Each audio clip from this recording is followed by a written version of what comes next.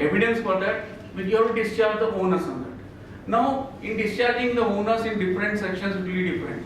37(1), the parameters will be wholly exclusively for the purpose of business. So that again, wholly exclusively for the purpose of business, the degree of evidence will change. Suppose you are going on the basis of 40A3, 40A1A, there is a presumption. Once you don't satisfy this condition, it will be disallowed. Now the information comes from where? Your own audit report. He has not looked into the books of accounts. So that may not be a documentary evidence, but it's the information provided by you for certainty. Now what is that? He will have a presumption which is rebuttable. Suppose your audit, as now suppose 30th September it was to conclude, it is concluding on 30th November.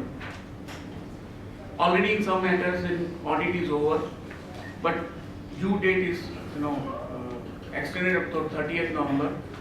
When the audit was completed in 40A1A, there is a qualification saying that the TDS is deducted, not paid. But before 30th November you are done. Your audit report says that qualifies. As it is not paid, 40A1A is attracted. Subsequently, what is your course? So it's a rebuttable presumption. You can very well go and say that even the audit report cannot be it's only a source of information. That information is provided. On that information, he can put a show cause to you because audit report says. He can't say in the assessment orders many a times, if the situation comes, no, because of your audit report says I am disallowing it. Usually, there is no question is asked. During the course of the assessment, no question is asked. He goes on some other inquiry, thereafter he looks into the audit report, he said, your audit report says so, we are disallowing it. So, many state people like this, now I will not entertain anything because now it has become additional evidence. Now, this is really an issue. Now, that's how the issue comes. Whether, can you say that relying on the audit report, say that no, this is what is the sacrosanct, now this is a document, final thing, this is mentioned, so I am going to make a disallowance. If the assessing officer tries to do that or he decides to do that, then he has to offer an opportunity to the assessing to rebut that because he is proceeding on a presumption. But this is what the audit report says that I want to do this. Without giving his grant, then he is breaching the principles of or rules of natural justice which cover income tax proceedings also.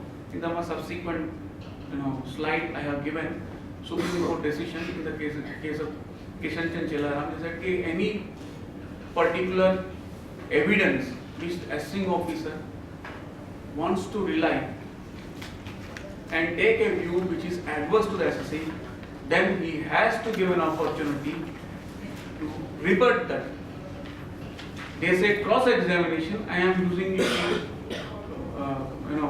word which is much more in rebutted, because the moment you say information is available, like our 44AB audit report I have mentioned, so much information is there. On that basis, he wants to come to a conclusion. He can't be the final thing. He has to give an opportunity. Now, this is usually not done. If it is not done, and appellate, if somebody is dealing with that subsequently revealed, you will have to specifically agitate this in appeal. Otherwise, it is a breach of provisions of natural justice. You can't do that without giving an opportunity, even though it is a part of the audit report. Because audit report is not a evidence which can be used against me. It's an information provided to him, to the assessing officer, which has been prepared by a third party, a professional, to provide certain information to him. Suppose, because there can be a situation when he reads something, but whether now, as on today, what stands today, I have checked up with, I don't practice in the original side, I was little, I checked up 1 or 2%. Suppose there is something which the auditor has qualified, and in spite of my resistance, no, that is not the right position, he puts the same thing in the audit report, and audit report is uploaded as it is. But in my return, when it comes to my assessment, can I take a say that right from the beginning my stand was totally different from this, this is not the correct position? Can I do that or not? Anybody who says? Yes. So that is only a piece of information available. So it cannot be treated as a piece of evidence because I am providing you certain information. It's not an evidence, but definitely once on the basis of information he can have a presumption. What is stated in this is the correct because it is a professional has given a particular qualification. So that presumption has to be met. You can't say that it's not piece of evidence. Rules of evidence law are not applicable. So I am not supposed to do anything. You have to prove. No, that doesn't happen. That doesn't happen. What we have to understand is this is the rule. You have got a rebuttable presumption. You have to demolish the on the presumption formed on the basis of information. Now, I have given in the primary evidence what is the primary evidence, what is the photocopies and all. This may be a useful thing.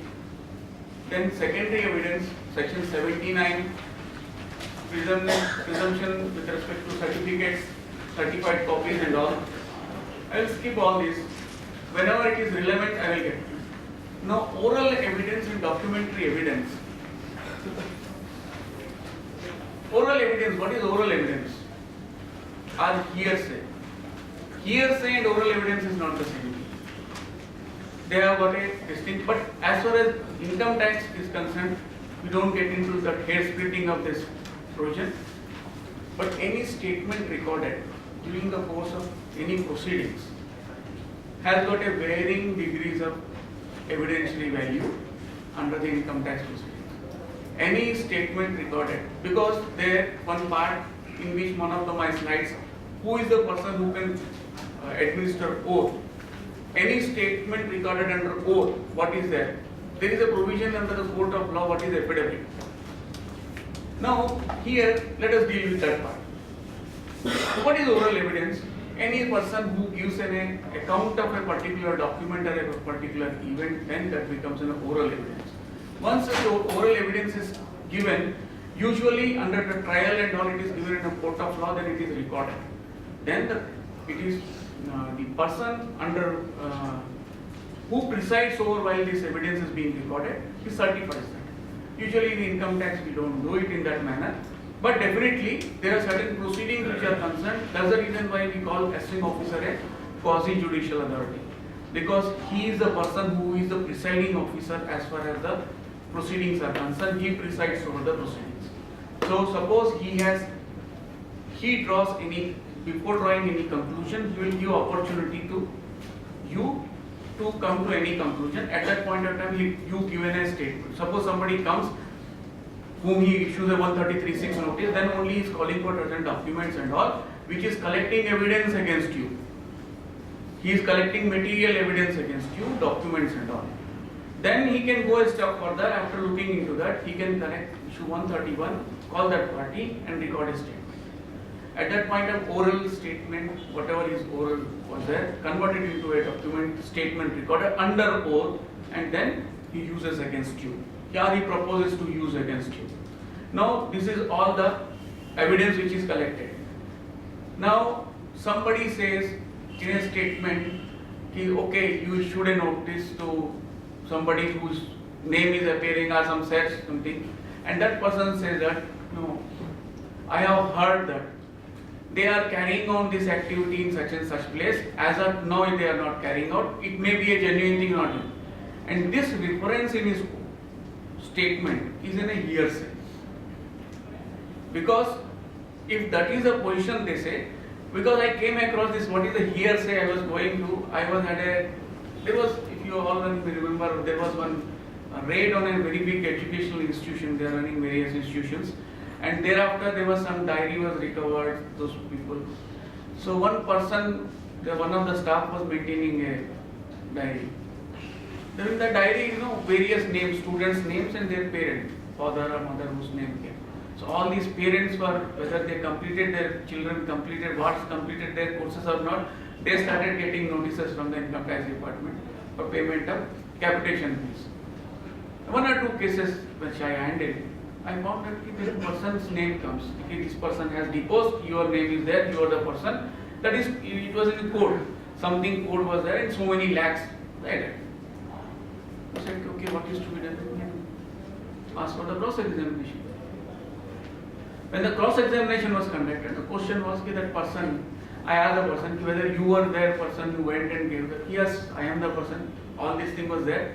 But anyway, we were to cross-examine. When I went, I asked them, in this room, you find that person who has paid you any money? He said, I am not the person who has ever received any money. My thing was they used to give certain names, certain amounts, I used to record them in the diary. I have never met anybody. So when you are not the person who has received any money, yes, I am not the person who received any money. I have been instructed by somebody to write this, I am writing it. Then I said, then we pointed out to the assuming over that, no, that is what is inferences. No, here exactly now evidence comes into. Here it is totally hearsay. That person has recorded somebody's name on somebody else is saying that it can't be, no adverse inference can be done. That cannot be admitted as evidence also. That diary, that person's statement, nothing can be, because there is no substance there. Now here when it comes, then evidence law comes into picture.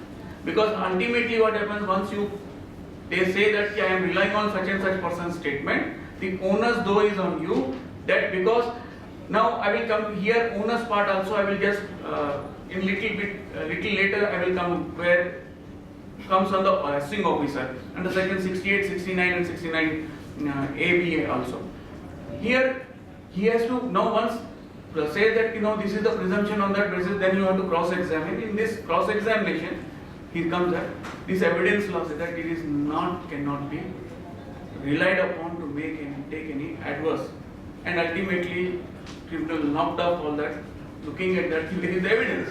You don't have somebody saying something, that is also he says that I have been told by somebody else. That is totally hearsay. That is not admissible as evidence.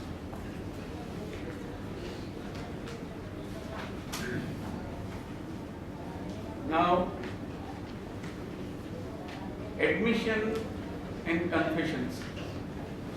The information which is provided is very important. It can be helpful, but the confessions and admissions which we did under income tax is of a little different nature. I will deal with the confessions separately. What is admission? Or there is another word, acquiescence. What we do is during the course of the assessment, the assessing officer says that, see, I have looked into all these details. This claim seems to be very not correct. And looking at the quantum and all, you all of a sudden, okay, I will give it up. I will give up my claim. Is it an admission? Why? Why? What is admission then? What is admission? Giving up of a claim is not an admission.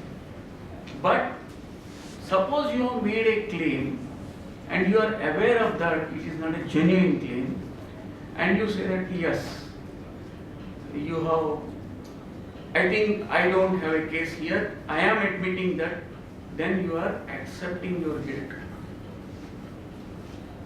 Confession is something which has got a little voluntary thing, so I will come to that thing separately. Admission is when you are sought to be cornered or you are almost pushed to the wall, then you say that yes. Then it comes. Suppose you are giving up certain claim. That means it's an act saying that okay, though I have got a case, I would have fought this, looking at that because ultimately income tax or any fiscal law is a game of numbers. My quantum is low, so I am giving it up. Or this is one of the last years, I don't have a cascading effect in the subsequent years, so I am giving it up. That is not an admission. Admission has to be with respect to certain fact. You are giving up something, some claim is not an admission. Now this, as you move up the ladder under income tax jurisprudence, especially you go to CAT appeal, CAT appeals to tribunal, then it keeps changing. Suppose at the assessment stage, you have taken a stand, no, this should have been. Once you say that, I am giving up my claim, you acquiesce that yes, I am not going to claim. Whether subsequently can you do it? That's a debatable issue. As an advocate, we say that everything as a right you have got, you can never forego. Usually what happens is, when a claim is given up by a professional, then SSC changes the professional and says that, see, the professional has given a concession, I have not given a concession. This concession cannot be considered. So that is the difference between an admission and concession. Now, whenever this kind of situation comes, though it is nothing to do with our evidence or professionals are there, I will say one thing. When any SSC decides, I want to give up something, or I want to say something, I don't want to agitate this, I am surrendering this income, I am admitting to this certain, all such things have to be under the signature of the SSC only. Never do it, give a concession. Because what happens, certain times you may think, SC may give say, okay, I am authorizing you to give a concession, but it becomes very awkward.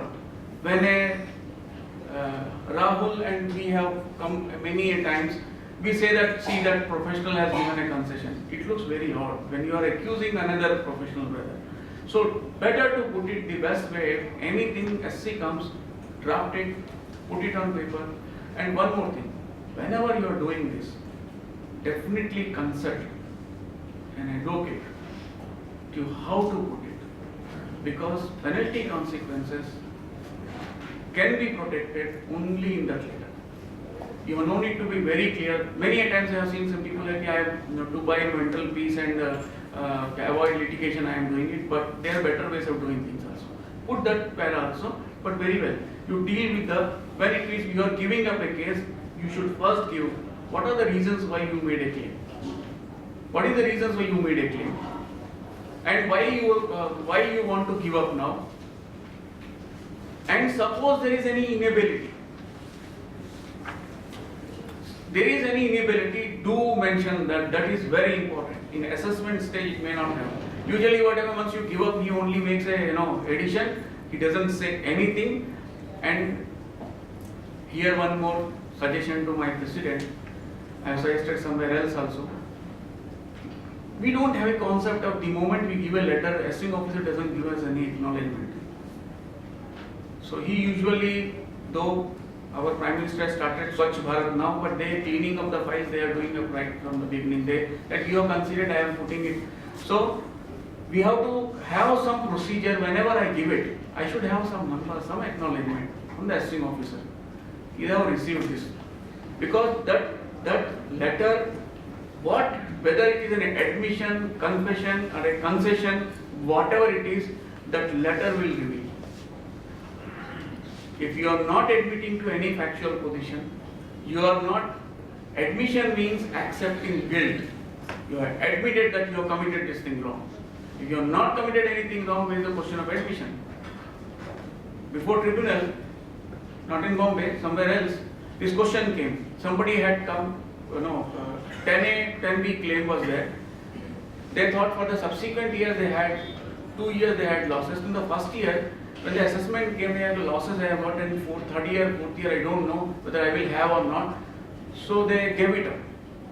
In the fourth year when they again revived and then they filed an appeal because there some other issues were there. Then they again re-agitated the claim for 10A. Then they said, no, once you are admitted. So the point was, it was pointed to the appellate authorities. Where is the admission? And what can be the admission? I am just giving up my claim. And if assessing officer says that he is giving up his claim because of 1, 2, 3, 4, 5, 6 reasons, and I have found out and it's not correct, so then fate of the SSC is sealed. Because first he tries to, then because there is no admission, he can't seek any immunity. He can't seek any pardon also. So that minor distinction has to be understood. When you are giving up, how you should do it. If you are admitting, how you should do it. And if it is a confessional statement, it will come to little bit because that comes in the case of search and seizure. So now, confessions, usually we say 132(4) statement, 133(a) statement, they are usually not confession, they are disclosure. They come up with certain information they find, and you find it inconvenient to deal with that and do it. Any statement under oath given, and you are able to demonstrate that at that point of time when you were given, it was either under the coercion or duress,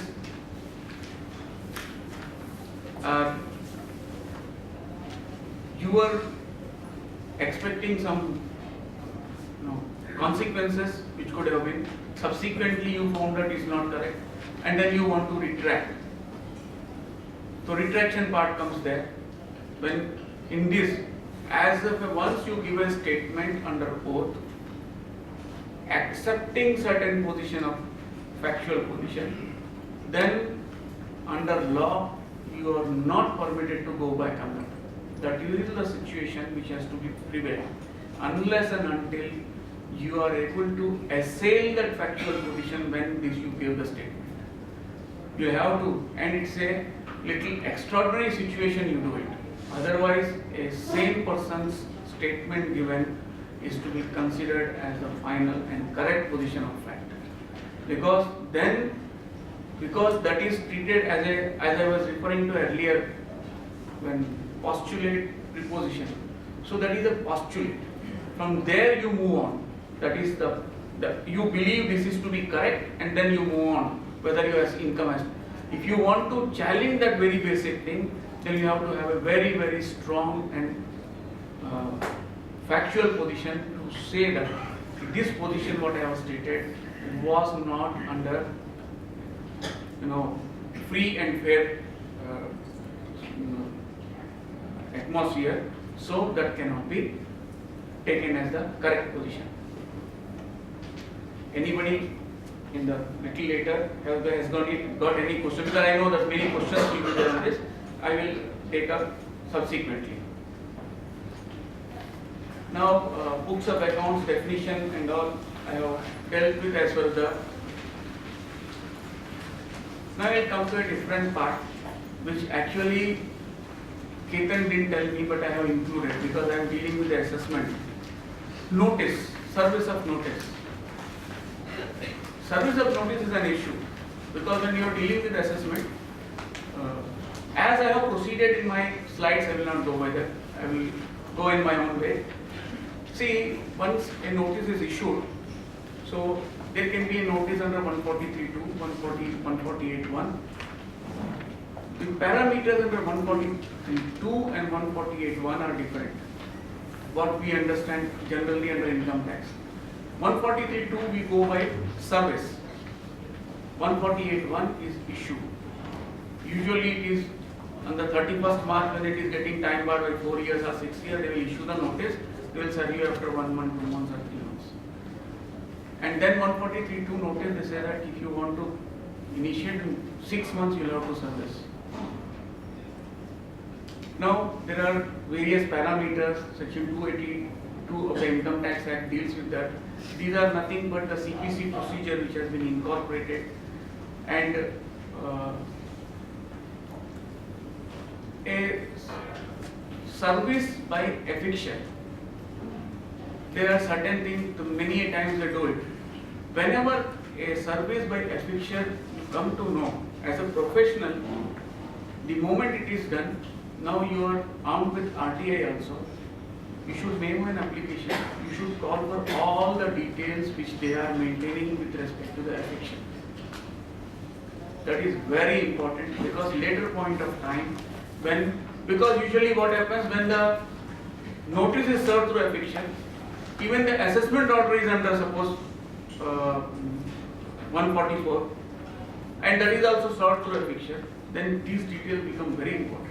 If you have got that, then we can very well assail, because a eviction has got a very, very stringent provision, the procedure that has to be adhered to, because you are presuming something to be served on an SSC without serving actually on him, because you have to carry forward the procedure.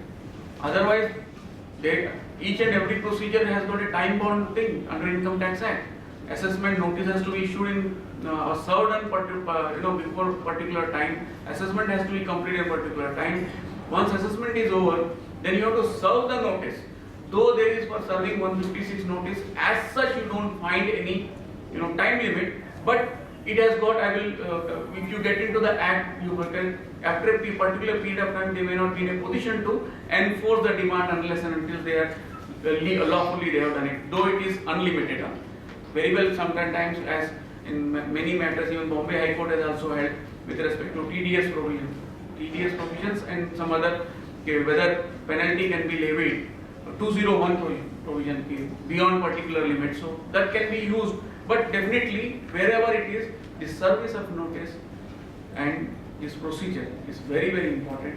That has to be taken care of. I have given certain general, observations like in a HUF is to be validly served with the notice. It has to be a member of the HUF. If it is not a member of an HUF, it is not considered a valid service. And one more thing. Recently, I have come across they are issuing notices through email. And many people have given their chartered accountant's email ID. Chartered accountant calls up and asks, well, you have received such and such notice. I don't know whether the chartered accountant letter of authority mentions receiving of the notice is one of the things. And he's only been informed. Information of a issuance of a notice is not a service. I have given that case law. But anyway, that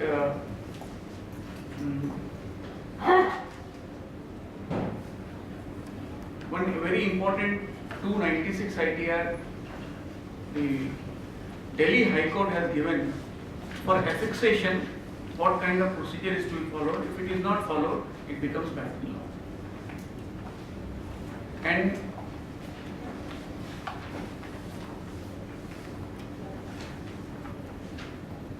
this say in case of Chetan Gupta, whether 148(1) has to be served on whom, they have done it. On this issue, there are many other case laws also.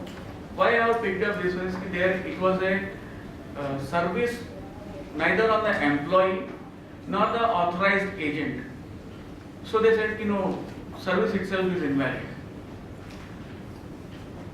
And 143(2) subclause 2 notice, there are contrary views are there. One particular view as per the Punjab and Haryana High Court 359 ITR 495, there they have said whether under General Clauses Act issue and service, serve and issue, what is that? They are interchangeable words. Once they are interchangeable, so it is, suppose 30th September is the last date for service. It is issued on 28th September and served on him on 15th of October, so then notice is valid. But various other courts, including Bombay High Court, has taken a view. Once the 48(1) issuance is correct, but if you say for service 143(2) for assumption of jurisdiction, it has to be served within the time, then only issuance cannot be there. Now there is a different situation with respect to 264. 264 is to say from the date of the order, you have got 1 year's time or 2 years' time for filing that. Under 264, that provision, there are certain case laws. It is not provided from which date. You say date of the order. You may pass the order, keep it with you. It is not served on them. Then how can you say that this is the time period? So the time will start, 1 year time will start running from the date on which you are served on them. So each and every section, looking at the scope and what exactly is the SSC seeking there, the law is interpreted. But General Clauses Act, section 27, has been considered and interpreted by Punjab and Haryana High Court in the case of 143(2) notice. I am bringing it to your notice.